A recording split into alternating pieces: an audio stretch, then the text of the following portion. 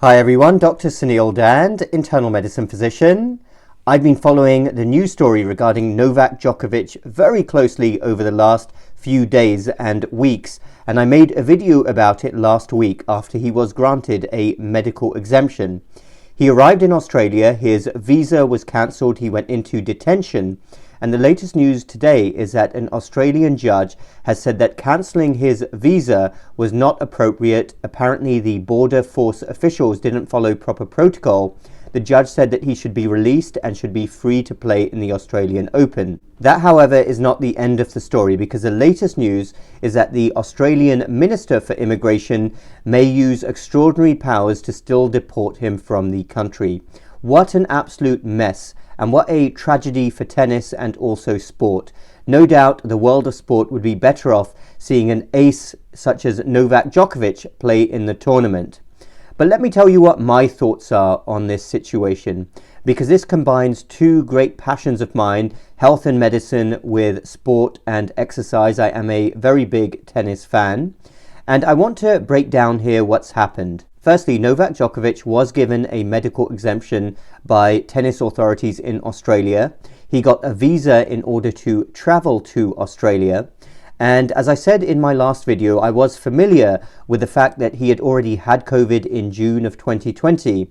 But apparently, according to his lawyers, he also tested positive for COVID in December. So he was within that window, which many countries accept for a COVID pass. He had minimal to no symptoms each time he tested positive, apparently. So that was the reason for his exemption. His lawyers were stressing the fact that he had a recent diagnosis of COVID as well. And from a purely medical perspective, as a doctor, I do not see how he is a threat to the people of Australia. For these reasons, we've already seen just over the last few days some other players who are fully vaccinated test positive for COVID and have to pull out of the tournament. This has been happening all the time in many different sports.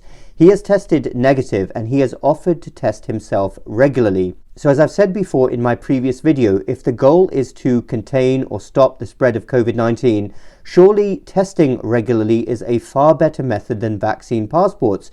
And again, I challenge anyone in the medical or scientific community to explain to me how vaccine passes are better than regular testing. The other thing to consider here is that tennis is just about the most socially distant sport that you can imagine. It's not a contact sport, and he's going to be far away from other people in his immediate vicinity when he plays the sport. Other people say, well, rules are rules. We're just following orders. Remember something about humanity and mankind. Some of the worst things in human history and injustices out there have happened for this very reason. People say, well, rules are rules, we're only following orders. We have also been gifted minds as human beings. We have brains and we can exercise our own common sense. And I think this is one situation where common sense can be exercised. I don't buy the rules are rules, we have to follow rules argument. We can always show flexibility and use our common sense, hopefully. The other thing now is that the Australian Minister for Immigration is saying that he might use extraordinary powers after this judge's decision to basically revoke the decision and deport Djokovic. These extraordinary powers, from what I've read, are usually reserved for hardened criminals and terrorists. And the fact that the Australian Immigration Minister is now considering using these powers speaks volumes for where we are in the world.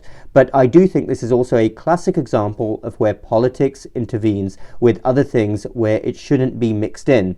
Because Australia does have some elections coming up in the not too distant future, and I'm sure politics is really playing a role here, which is horrible again, especially when it mixes with sport. And lastly, a big thing to consider is this. I actually heard this expressed online. Novak Djokovic is a multi-millionaire, and he has a ton of contacts. I've read in many different places, I'm sure you have too, stories about sports players and celebrities getting fake vaccine cards and certificates. Seriously, if Novak Djokovic wanted to go down this route, how difficult would it have been for somebody of his status to get a fake vaccine card and avoid all of this drama? It would not have been difficult at all. But yet, whatever his reasons are, he has decided to make a health decision. He will, of course, face the consequences of that decision, but it was his to make. But I wanted to add that last point, that I don't think enough people realize that it would have been very easy for him to get round this had he wanted to be a dishonest person. So to summarize then, I do not see as a physician how Novak Djokovic is possibly a public health threat to Australia at this stage, a country with rapidly rising COVID-19 cases anyway. He is coming into the country to play tennis. He wants to win a tournament, and he is a sports player. A rule that is usually used for hardened criminals and terrorists should not be used for him. As I've said many times before, the practice of medicine is all about nuances. It's about flexibility and being reasonable, and also being very open, honest, and transparent about real risks out there. So I do hope common sense prevails here. I was already a fan of Djokovic. I was going to probably be cheering him on anyway as he tries to break a record, but now I'm going to be cheering him on even more, assuming he gets to play, because the way he's been treated by Australian authorities is abysmal. It's unnecessarily harsh. There's no need for it whatsoever. We could have been much more reasonable here. So let me know your thoughts down below, whether you agree or disagree with what I've said. If you do think that Novak Djokovic is a public health threat, I'll be keen to hear from you and your reasons why. Let's see what happens. Next 24 to 48 hours, we will find out with certainty whether he's going to be allowed to play in the Australian Open. Thanks everyone for listening. Dr. Suneel, Dhand, MedStoic Lifestyle Medicine. You can also follow me on locals.com. It is an uncensored platform. We'll speak again next time.